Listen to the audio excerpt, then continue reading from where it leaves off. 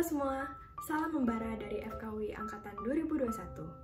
Perkenalkan, kami dari kelompok 13 PSAF FKUI 2021 dan pada video ini kami akan memaparkan tentang salah satu isu kedokteran yang sedang hangat dibicarakan di tengah masyarakat dalam pandemi ini.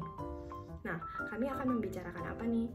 Kami akan membahas tentang resep obat dari rumah sakit untuk diresepkan secara mandiri oleh pasien COVID-19. Apakah kita boleh meresepkan obat COVID-19 sendiri di rumah? Apa dampaknya apabila kita melakukan hal tersebut? Tanpa berlama-lama lagi untuk menjawab pertanyaan-pertanyaan tersebut, langsung saja kita masuk dahulu ke latar belakang masalah ini. Dilansir dari WHO, COVID-19 adalah penyakit yang disebabkan oleh virus corona jenis baru, yakni SARS-CoV-2. Pada 31 Desember 2019, virus ini pertama kali diketahui oleh WHO di Wuhan, China. Virus ini pun menyebar ke seluruh dunia, termasuk ke Indonesia.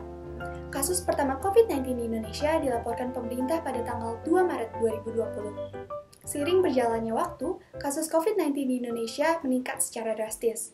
Bahkan, menurut data Satgas COVID-19 pada tanggal 10 Agustus 2021, Indonesia memiliki lebih dari 3,7 juta kasus terkonfirmasi dengan lebih dari 430.000 kasus yang masih aktif. Hal tersebut menyebabkan banyak rumah sakit yang penuh dengan pasien. Beberapa orang yang melakukan isolasi mandiri segan untuk berkunjung ke rumah sakit, sekedar untuk meminta resep obat dari dokter, karena risiko terpapar COVID-19 yang tinggi. Masyarakat yang belum pernah mengalami hal serupa merasa panik. Di lain sisi, banyak informasi simpang siur yang menyebabkan kebingungan.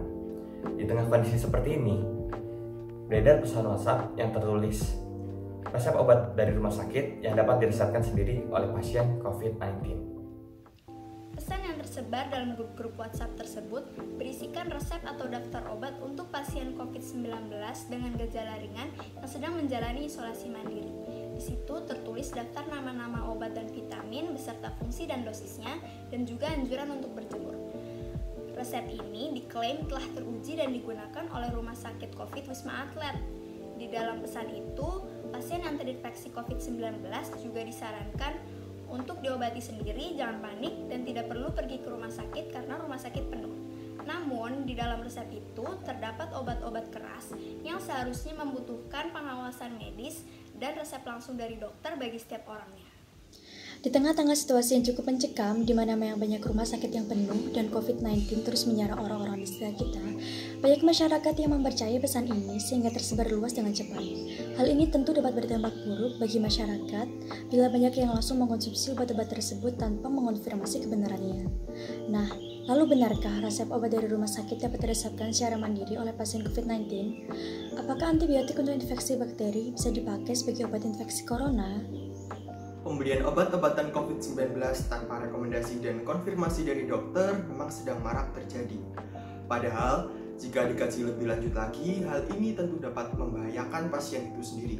Alasan yang pertama, penggunaan antibiotik jika dosis dan jenisnya tidak tepat dapat menimbulkan resistensi. Dan yang kedua, efek samping yang ditimbulkan obat yang tentunya berbeda. Nah, akhir-akhir ini banyak pesan viral yang beredar di masyarakat tentang obat-obatan yang bisa diklaim dapat dikonsumsi oleh penderita COVID-19 yang sedang menjalani isolasi mandiri. Yang pertama ada azitromisin sebagai antibiotik yang juga dapat digunakan sebagai imunomodulator dalam infeksi COVID-19. Namun perlu diteliti lebih lanjut lagi karena di beberapa kasus dapat menimbulkan gangguan pada jantung. Nah, penggunaan obat ini juga harus mempertimbangkan keparahan dari infeksi tersebut. Nah, yang kedua ada Flavir atau Favipiravir sebagai obat antivirus yang memang manjur digunakan di beberapa negara, namun membutuhkan uji klinis yang valid untuk mengonfirmasi. Penggunaan obat ini tidak direkomendasikan oleh wanita yang sedang hamil. Yang ketiga ada Fluimisil atau Acetylcysteine sebagai obat pengencer dahak yang dosisnya juga perlu diperhatikan agar tidak menimbulkan efek samping yang berbahaya. Obat selanjutnya yang tertera di pesan WhatsApp tersebut adalah dexamethasone yang merupakan obat kortikosteroid dengan efek antiinflamasi. Faktanya, penelitian menunjukkan bahwa penggunaan obat ini hanya dianjurkan kepada pasien yang dirawat di rumah sakit dan membutuhkan oksigen tambahan.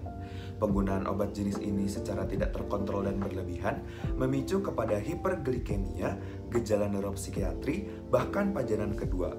Selanjutnya adalah penggunaan paracetamol sebagai terapi pengobatan di rumah bagi pasien COVID-19.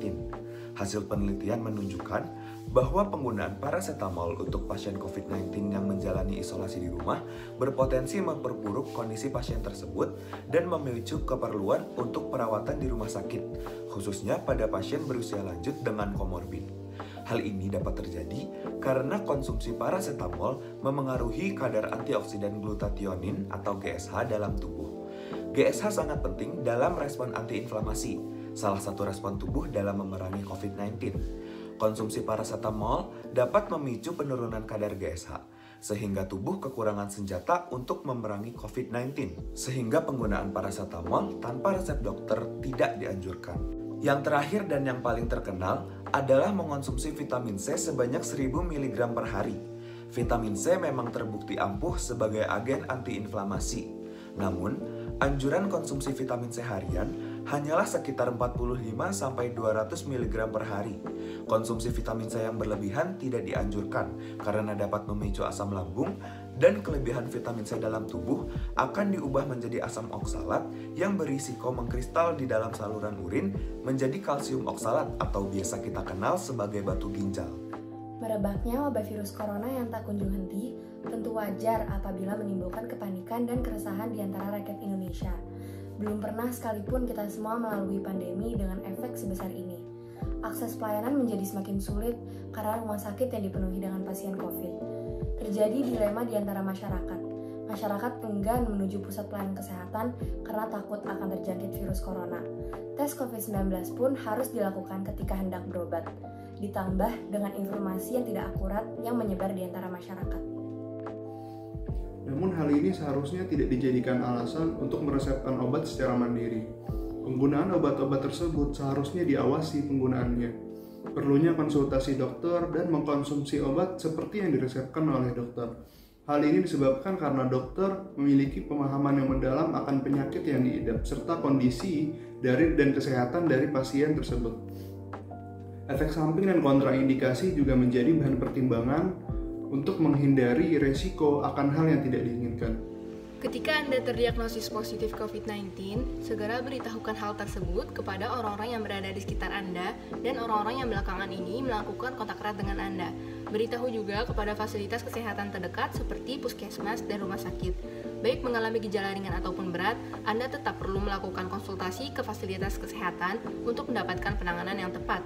Saat ini, sudah banyak rumah sakit yang membuka layanan home care untuk membantu Anda isolasi mandiri di rumah. Setelah Anda mendapatkan pertolongan kesehatan, Anda sangat tidak disarankan untuk coba meracik serta mengonsumsi obat-obatan yang belum tentu dijamin keefektifannya serta tanpa resep dokter, karena hal tersebut dapat memunculkan berbagai macam efek samping. Serta maraknya hoax yang beredar di masyarakat serta di media sosial, dengan begitu akan lebih baik bagi Anda dengan cukup mengonsumsi obat-obatan yang sesuai dengan resep dan anjuran dari dokter. Pada masa pandemi ini, juga jaga selalu kesehatan Anda dengan selalu memakan makanan yang bergizi serta istirahat yang cukup. Jaga selalu protokol kesehatan Anda serta jangan lupa bahagia.